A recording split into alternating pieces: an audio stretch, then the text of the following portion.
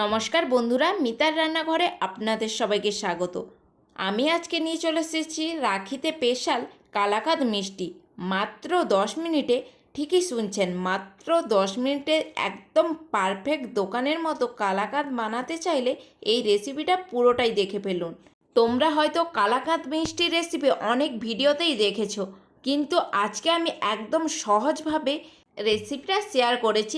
একটা বাচ্চাও যদি এই রেসিপিটা ফলো করে, সেও পারফেক্ট একদম দোকানের মতো কালাকাঁদ মিষ্টি বানিয়ে ফেলতে পারবে। তো রেসিপিটি এবার তাড়াতাড়ি দেখে ফেলুন। তার জন্য আমি এখানে নিয়েছি 500 দুধের ছানা। ছানা থেকে একদম শুকনোভাবে জল ঝাড়িয়ে নিতে হবে। দেখুন কতটা শুকনো এই ছানাটা লাগছে, একদম এইভাবেই ছানা থেকে জলটা ঝাড়িয়ে নিতে হবে।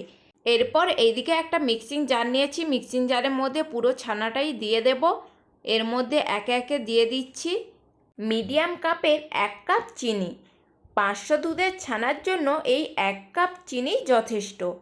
আর দিয়ে দিচ্ছি আমুল দুধ 1 কাপ। এরপর দিয়ে দিচ্ছি লিকুইড দুধ 1 কাপ। আর দিলাম 2টো এলাচকে ফাটিয়ে। এরপর এটার একটা মিহি পেস্ট তৈরি করে নিতে হবে। দেখুন আমার পেস্টটা একদম রেডি হয়ে গিয়েছে। একদম লিকুইড দুধের মতো পেস্টটা রেডি করে নিতে হবে। দেখুন একদম তরল। তারপর এই দিকে একটা গ্যাসের ওপর কড়াই বসিয়ে দিয়েছি। কড়াইয়ের মধ্যে 1 চামচ ঘি দিয়ে দিলাম। ঘি দেওয়ার পর ঘিটাকে ভালো করে গরম করে নিতে হবে। হাতার সাহায্যে কড়াইয়ের চারিদিকে ঘিটাকে দিয়ে দিলাম। আর দিয়ে দিলাম যে লিকুইডটা তৈরি করে রেখেছিলাম ছানার, সেইটা দিয়ে দিচ্ছি। এইদিকে একটা হাতা নিয়ে নিয়েছি। দুধ আর ঘিটাকে ভালোভাবে মিক্সড করে নেব। দুধটা যতক্ষণ জাল দেওয়া হবে ততক্ষণ কিন্তু এই একইভাবে হাতা দিয়ে দুধটাকে নাড়াচাড়া করে যেতে হবে। এই প্রসেসটা করার সময় গ্যাসের ফ্লেম অবশ্যই মিডিয়াম ফ্লেমেই রাখতে হবে। দেখুন দুধটা 5 মিনিট পর অনেকটাই ঘন হয়ে আসছে।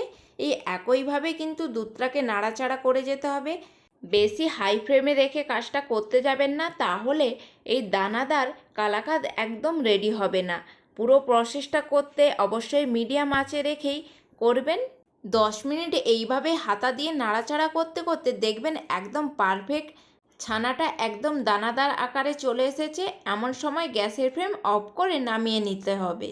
এরপর যে পাত্রটার মধ্যে মিষ্টিটা সেট করবে, তার জন্য সেই পাত্রটার মধ্যে কিছুটা পরিমাণ ঘি এইভাবে ব্রাশ করে নিতে হবে। ব্রাশ করা হয়ে গেলে মিষ্টিটা এবার সেট করে নিতে হবে।